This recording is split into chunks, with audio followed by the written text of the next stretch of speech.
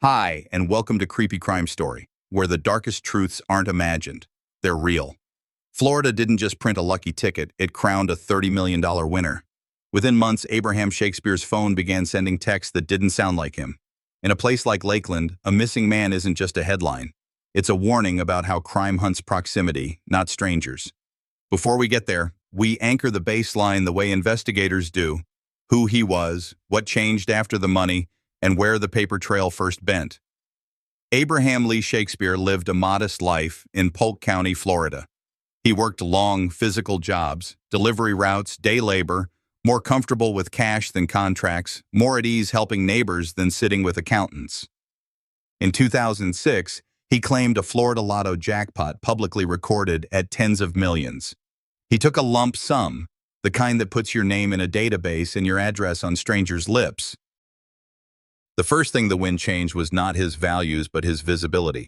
People he barely knew found him. People he did know asked more often. He gave freely, and that set a tone for everything that followed.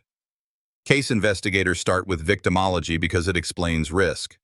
Shakespeare had limited formal financial management experience, and he was generous.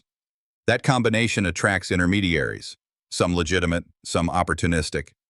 You can see it in early documents: new bank relationships, larger withdrawals, purchases for friends, gifts that weren't always papered properly. None of that is a crime on its face. It is context for exposure. The questions are simple: who got close? Who gained access? Who started speaking for him? Public record shows the win, the press, and then litigation. A former coworker filed a civil claim over the ticket itself. That case, beyond its outcome, did something else investigators watch closely. It told the county and anyone reading the docket that Shakespeare's fortune was real. The file populated with names, addresses, and attorneys, an open map of a man worth contacting. In towns like Lakeland, cases don't begin with chase scenes. They begin with someone learning you have what they want. We also fix a baseline on routine. Before he faded from view, Shakespeare made and received more calls than texts. When he did text, his spelling, cadence, and punctuation were consistent in predictable ways. He moved around Central Florida in a tight radius. Lakeland addresses, familiar stores, a few registered vehicles. Bank activity reflected a pattern: some cash withdrawals, some cashier's checks, assets bought outright rather than financed. These are details that look boring until they don't. When the routine breaks, you need a clean before to measure the after. Family and close associates described a man who avoided attention. He didn't like the pressure that came with sudden wealth. He left gatherings early. He'd say, "I'm fine," and change the subject. Those are human details, but in a file like this, they also serve a procedural purpose. They explain why he might put distance between himself and the public while still keeping steady contact with a small circle. When that contact shifts, when calls become texts written in a different voice, you notice. Early after the win, a steady stream of opportunities arrived. Some were framed as investments, others as help. Investigators treat that category carefully. Help is where gatekeeping begins. You'll see it later in corporate filings and deed histories, but even here you can sense the pressure. Meetings set by someone on his behalf, messages relayed through a third party, appointments missed because he was resting or out of town. None of that signals a homicide. It signals access. Who could book his time? Who could move his money? Who could say, "He asked me to handle it"? We map addresses as a matter of course. Lakeland is the anchor.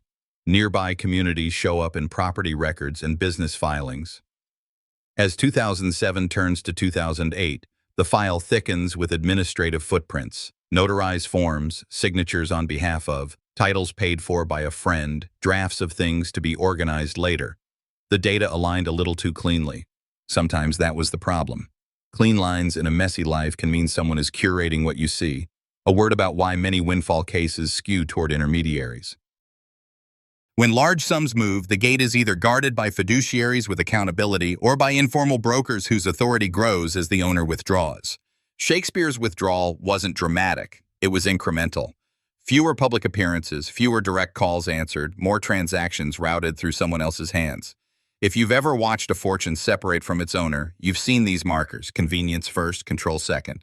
We also record fixed points that will matter later. He owned or occupied a home in Polk County. He registered vehicles. He had living family nearby. He used cash liberally and didn't keep long email threads. He didn't text walls of messages. His replies were short, often voice-driven or in person. That's not stylistic trivia. In a few years, when messages arrive that read like someone else, this baseline will turn into evidence. Viewers often ask, what should he have done differently? That's a fair question, but our job in a case report is narrower. We don't moralize sudden wealth. We document exposure and sequence the pivot points. The first pivot here was public knowledge. The second was pressure disguised as companionship. The third, still ahead, will be the transfer of authority from the man with the money to the people with the paperwork. There is an important distinction we keep front of mind: suspicion versus proof. Many people approach Shakespeare. Most did not commit a crime. We don't start this story by accusing a crowd. We start it by defining the vulnerabilities a single offender would later exploit. That offender will be named when the record supports it, not before. In this chapter and the next, we speak about roles, advisors, fixers, organizers, without attaching labels that the evidence hasn't earned in time. You'll hear me return to one guardrail repeatedly: consistency. Early in this file, there is no recovered body, no documented blood scene in the Lakeland residence, and no 911 call that changes the clock. What we do have are the ingredients of access, the paper skeleton of a fortune, and a man whose world narrowed the way many winners' worlds do, quietly, then suddenly. When he stops answering, law enforcement won't begin with intuition. They'll begin with records that can't be coached: call logs, cell site inferences, notarized signatures, bank trails. Those aren't dramatic on television, they are decisive in court. If you're watching at home and you've ever wondered how a case like this gets traction years later, it's because someone preserved enough routine to spot the break. We have it here.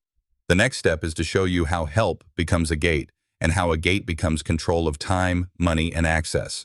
When that happens, the person holding the key doesn't have to be the loudest voice. They only have to be the one everyone else calls to reach you. In a homicide case, the second layer after victimology is access. Who could reach the victim? Who could speak on his behalf without raising suspicion? For Abraham Shakespeare, the answer was a widening circle of people who arrived with the language of opportunity and assistance.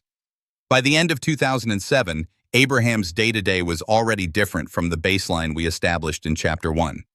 Phone records show a subtle shift: fewer direct calls to his known contacts, more activity coming through numbers not previously associated with his core circle. Bank documentation begins to reflect transactions conducted by proxies. Titles to vehicles and property start showing up under names that don't match the purchaser of record. Investigators reviewing the early timeline noted a consistent procedural point. When wealth moves without the owner physically present, you must identify who is facilitating those moves. Interviews with acquaintances described an evolving routine. Abraham was harder to reach. Sometimes a friend would call and be told he was resting or out of town, only to see his car parked at home. Other times, an intermediary would explain that he was too busy to take meetings but could relay messages. Those are subtle changes, but they are measurable in the investigative sense. They redefine who controls access. Property records from Polk County confirm this consolidation. A parcel purchased outright by Abraham in 2007 shows a quitclaim deed filed less than a year later, transferring partial interest to another party. Public filings don't automatically indicate wrongdoing, but they mark a shift. Someone else's name now sits next to his on the ownership line. For investigators, that's a red flag to follow, especially when multiple assets show the same pattern over a compressed period.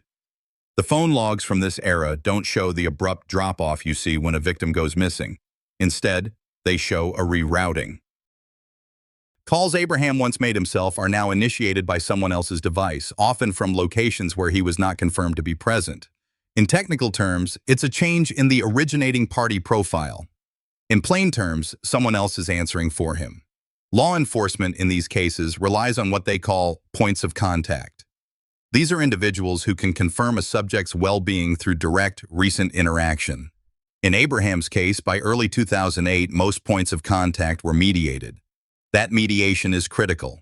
It means anyone looking to verify his condition would have to go through a gatekeeper. The moment you have a gatekeeper, you have a filter on the truth. During this same period, a new figure entered his orbit with a stated goal of helping him tell his story and protecting him from people who wanted to take advantage. The introduction was framed as benign, even beneficial. Corporate paperwork soon followed, with the formation of an entity tied to Abraham's name but managed by others.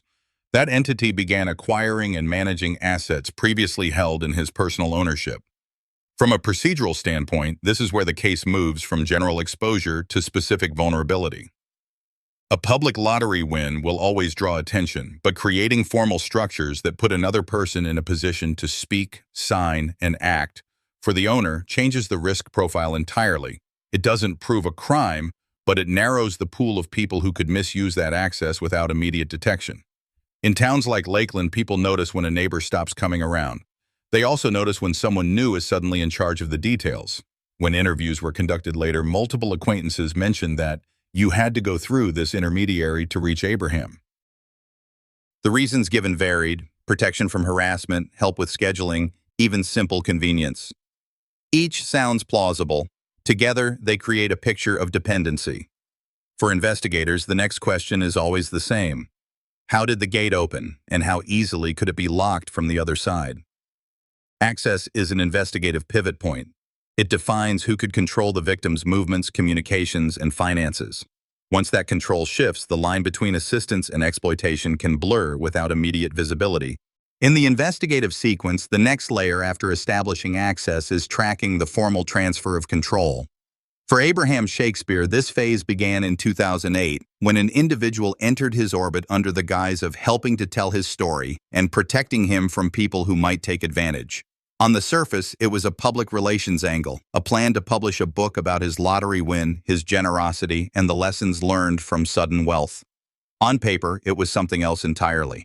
Corporate filings from the Florida Division of Corporations list a new entity registered in Abraham's name, but structured to allow another party significant authority. This was not unusual in itself. Business entities are often formed for tax efficiency or asset protection. What caught investigators' attention years later was the management arrangement. The operational control, the authority to sign, execute transactions, and manage properties, rested primarily with the new associate, not with Abraham. Real property records from Polk and Hillsborough counties show deeds shifting into this entity's ownership. In one instance, a home purchased outright by Abraham earlier in 2008 was transferred to the company within months. The transaction appeared legitimate, recorded with the county, notarized, and bearing what appeared to be proper signatures. But with each transfer, Abraham's personal asset base became thinner, replaced by holdings under corporate control. Banking records aligned with this shift. Accounts tied to the entity began handling transactions Abraham had previously conducted personally: large cash withdrawals, cashier's checks, and payments for high-value items. Over time, his direct banking activity narrowed to smaller, irregular amounts. When financial investigators reconstructed the timeline, they saw a clean pattern. The higher the value of the transaction, the more likely it was processed through the corporate account rather than Abraham's personal account. Interviews with individuals from this period depict a growing administrative barrier. Requests to speak with Abraham about a business matter were often redirected to his associate. Routine errands, renewing a vehicle registration, paying a property tax bill, were now handled through the office. While none of these actions alone proved wrongdoing, they all served one function: consolidating control of Abraham's time, property, and finances into a single point of contact. One of the procedural questions in any case like this is whether the victim understood the implications of the paperwork being signed. In later sworn statements, some witnesses said Abraham believed the arrangements were temporary or simply for convenience. Others suggested he saw the changes as a way to avoid constant public attention. Either way, once authority is transferred, regaining it can require a level of legal intervention most people aren't prepared for. Investigators also reviewed communications from this period. Abraham's personal phone records show a marked decrease in direct contact with service providers, contractors, and even certain friends. Instead, the business line associated with the new entity shows increased call volume to those same contacts. In technical analysis, that's called a role substitution, where another party assumes the communications responsibilities of the subject. In practical terms, it meant Abraham's voice in business dealings was being replaced It is here that the investigative picture begins to narrow. In a typical financial exploitation case, multiple people might have casual access to a victim's money or property. In Abraham's case, by the close of 2008, that list was shrinking. One name appeared repeatedly on deeds, on corporate filings, on bank signature cards, and in call logs tied to high-value transactions. It was the same name gatekeeping his schedule and public interactions. Forensic accounting flagged this as a concentration risk. The person with consolidated control not only managed assets but also handled communications that could verify Abraham's status. This dual control, over resources and narrative, created an environment where the victim's absence could be masked for longer than in an unfiltered social network. From an investigative perspective, the significance of this period is not just that Abraham's affairs became more organized. It's that the organization coincided with the displacement of his direct involvement. This is where help evolved into gatekeeping backed by legal authority, and where the risk to Abraham's autonomy reached its peak. The underlying human truth is that trust, once formalized on paper, can become more powerful than the person who grants it. The legal system will honor a signature until proven otherwise.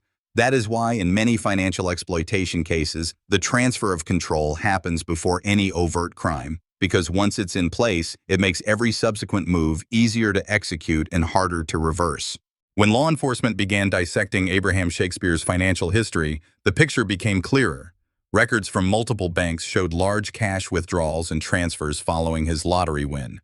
By late 2008, the activity changed. Most transactions now flowed through accounts controlled by Dorice Dee Dee or shell companies linked to her. Investigators noted the timing.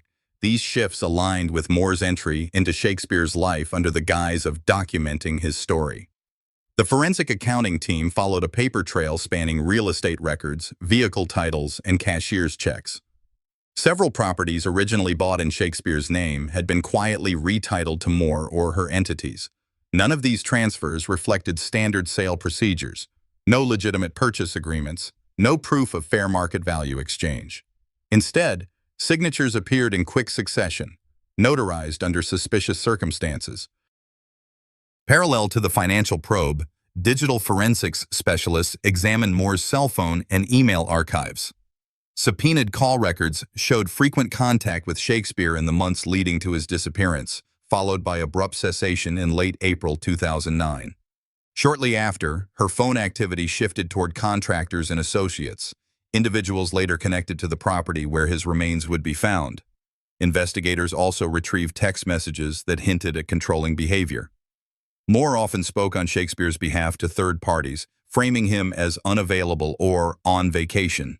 This narrative was reinforced in emails to acquaintances, designed to deflect questions about his whereabouts.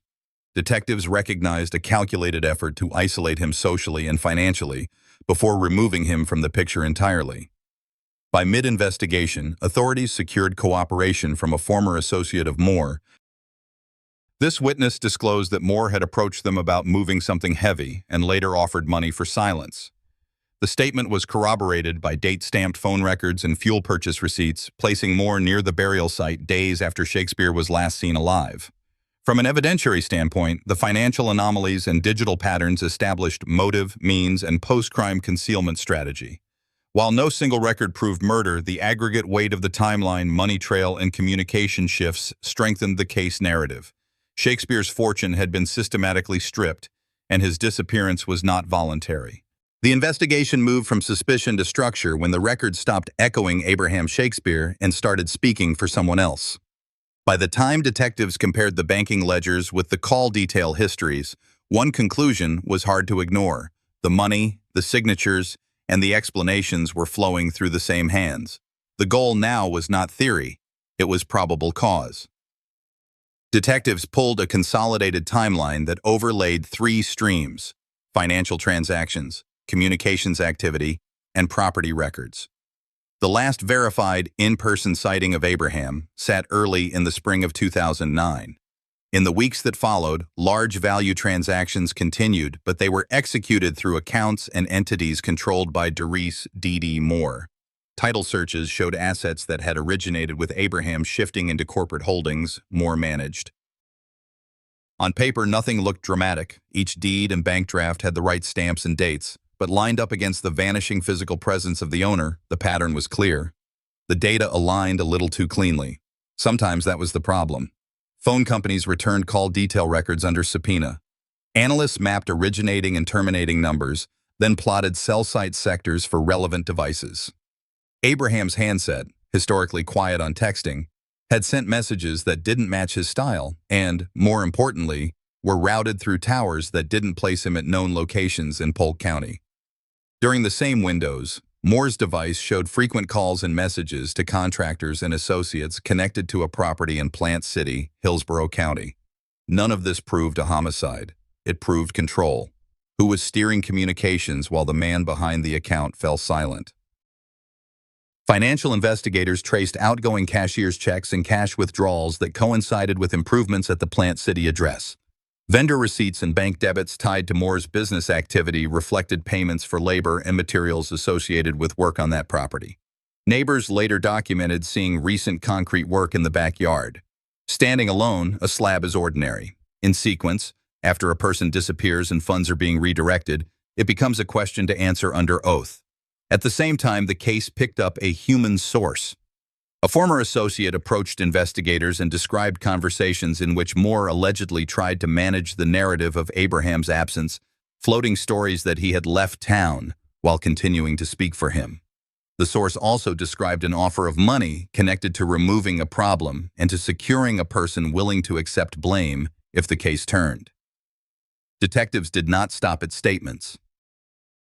They scheduled controlled meetings, arranged consensual recordings, and demanded corroboration, timestamps, locations, devices, and receipts. When the audio came back, it aligned with the source's account. Discussions about letters made to look like Abraham's words, about keeping people from asking questions, about paying for outcomes. Prosecutors tasked with reviewing the growing file emphasized what a search warrant affidavit must do: connect the dots without overreach. The affidavit cannot lean on innuendo. It must show why evidence of a crime is likely to be found at a specific place. Investigators assembled attachments that stood on their own: certified copies of deeds showing the chain of transfers, bank records tying outflows to specific vendors, phone logs tying the communications arc to the Plant City location, transcripts and audio clips from the controlled recordings, witness statements that were internally consistent and externally validated by independent records. The narrative was simple. The victim's assets and voice were appropriated. His physical presence ceased. Improvements were made at a property connected to the person controlling his money. And there was recorded talk of concealment. Before approaching a judge, the team ran a legal scrub. They removed anything that could be construed as speculative or inflammatory. Where a date was uncertain, they used a relative marker and anchored it to an independent document. Where a witness spoke to belief, they separated belief from fact, letting the recordings, bank and title documents, and carrier data do the heavy work. It is a discipline that matters later. Juries hear stories, judges sign warrants on records. Operational planning followed. The Plant City address was placed under discreet surveillance to understand traffic patterns and occupants. Detectives coordinated with forensic response to ensure that, if a warrant was granted, the scene could be secured without contamination. Photographing would start at the perimeter, then move inward. If ground disturbance was confirmed, excavation would be phased and fully documented. Chain of custody forms were pre-filled with case numbers and left blank for times and signatures to be inscribed at the moment of collection. No assumptions about what would be found were written into the plan. The only objective was to preserve and document whatever the scene contained. Back at the courthouse, a judge read the affidavit, exhibits, and certifications. The package demonstrated a coherent sequence: the consolidation of Abraham's finances under Moore's control, the abrupt change in his communications profile, the continuing narrative that he was away absent credible corroboration, the payments and work tied to a specific backyard, and recorded statements consistent with concealment. The standard is not beyond a reasonable doubt. It is a fair probability. The warrant issued. What happens next in cases like this is mechanical and human at the same time. Mechanical because procedures drive each step: entry, safety sweep, photography, non-destructive assessment, then excavation only if the initial pass justifies it. Human because everyone understands what a backyard slab can mean in a missing person case. The team held to the procedures, no blood scene language, no dramatic characterizations, just the plan. Secure, document, test, and, if conditions warranted, dig. Notice what is not present at this stage. There is no recovered body, there is no autopsy, there is no courtroom argument, there is only the weight of aligned records and the authority of a judge permitting the search of a particular place in Hillsborough County for evidence connected to the disappearance of a man from Polk County. The crime narrative is still building, and each edition is anchored to a document, a device, or a voice that can be authenticated. For the families who sit through these steps, the process can feel cold. It is not indifference, it is discipline. In towns like Lakeland and Plant City, murders aren't just crimes, they tear at the fabric of a quiet community. The way you protect that fabric is by making sure every step, every photograph, every timestamp, every signature can be defended later when it matters most. When detectives sent the operational green light, they also notified the prosecutor's office that scene specialists would be on standby for layered excavation if the initial assessment supported it. That is where Chapter 7 will take us. Between here and there is Chapter 6, how the controlled communications tightened, how the offers on tape framed intent, and how the perimeter around the Plant City property closed without alerting anyone inside. The sequence has to be patient. It also has to be perfect. By early 2010, Polk County Sheriff's Office investigators had already spent months piecing together the financial anomalies surrounding Abraham Shakespeare's disappearance. The earlier interviews with Moore's acquaintances had revealed inconsistent accounts about his whereabouts, but the absence of direct forensic proof had slowed the case's forward motion. The search warrant executed at Moore's Plant City property produced multiple evidentiary categories. Human remains later identified as Shakespeare's through dental records. Ballistics evidence recovered from the grave site. Property records linking the burial site to Moore during the relevant time period. In the lab, the projectile was compared against firearms registered to Moore and her known associates. Though no murder weapon was recovered, the ballistic markings matched test bullets fired from a .38 caliber revolver model she was known to own prior to the homicide. Parallel to the physical evidence review, detectives subpoenaed bank records, cashier's checks, and withdrawal slips. These showed that large sums had been moved from accounts formerly controlled by Shakespeare into entities either owned outright by Moore or linked through shell company filings. This paper trail countered her prior claim that she had merely helped him manage his winnings. A controlled phone intercept, authorized after probable cause was established, captured Moore attempting to coach a witness to fabricate an alibi. The recording met evidentiary admissibility standards under Florida law, further undermining her credibility. The state attorney's office coordinated with homicide detectives to build a prosecutorial timeline. Shakespeare last verifiably seen alive in late April 2009. Significant asset transfers to Moore in the same period. Concealment of remains by mid-2009. Discovery in January 2010. This unified chronology eliminated the fragmented narrative Moore had promoted to friends and media. With the forensic, financial, and testimonial evidence aligned, prosecutors filed a first-degree murder charge, supported by an aggravated circumstance: financial gain. The absence of alternative suspects, combined with the exclusive control Moore exerted over Shakespeare's assets post-disappearance, solidified the case for trial. By the time investigators obtained the warrant for the Lakeland property in early 2010, their working theory had narrowed. Every financial transaction, vehicle record, and property deed linked Moore to the disappearance of Abraham Shakespeare. She had stopped cooperating. The last traceable activity on Shakespeare's accounts had been executed under her control. That convergence of evidence gave detectives probable cause to search the site. The property was a recently purchased home owned through one of Moore's shell entities. Ground-penetrating radar was deployed before any excavation.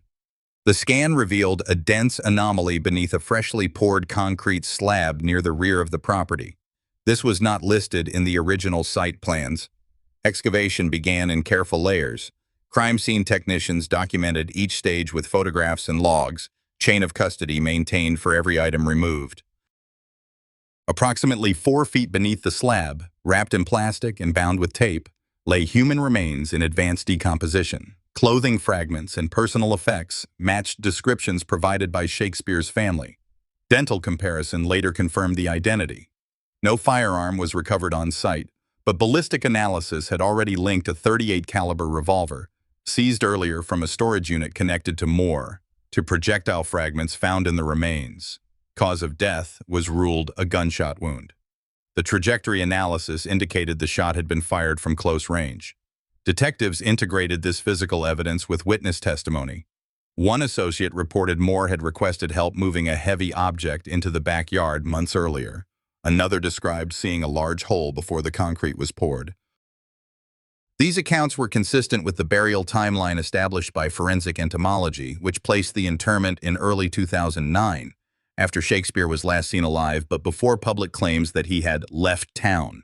The discovery shifted the case from a missing person investigation to a homicide with clear physical linkage between the suspect, the crime scene, and the victim. At this point, the prosecution's evidentiary narrative was complete. Motive rooted in financial exploitation, opportunity created through deception, and concealment via calculated disposal of the body. Under the weight of mounting evidence, Dorice Dee Dee Moore's narrative unraveled in court. Witnesses described her calculated manipulation, first cloaking herself in the guise of a biographer, then seizing control of Abraham Shakespeare's assets.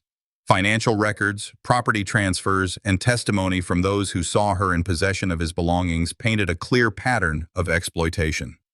Prosecutors laid out the final, damning fact. Shakespeare was gone, buried in a shallow grave behind property tied to Moore. The cause of death was consistent with a gunshot, though his body had been concealed for months. The jury needed little deliberation. In 2012, Moore was found guilty of first-degree murder and sentenced to life in prison without the possibility of parole. The courtroom fell into a heavy silence, a silence that reflected not only justice served, but the sobering truth that kindness can be a dangerous currency in the wrong hands. Shakespeare's story is a cautionary crime lesson. Generosity without boundaries can attract those who see compassion not as virtue, but as opportunity. Even now, his legacy in the community lingers, not in the millions he won, but in the reminder to safeguard trust as fiercely as we guard wealth. In the end, the crime that took his life also left behind a lesson that can save others. Looking back, I've learned that trust is a gift, one you should give carefully and protect fiercely. No matter how generous we are, not everyone deserves access to our lives or our resources. In America, we value kindness, but we also value self-respect and boundaries. I hope Abraham's story reminds you to watch for those who take more than they give. If this story spoke to you, share your thoughts in the comments. Tell me where you're watching from. And if you want more true crime stories that inspire and warn, subscribe so you don't miss the next one.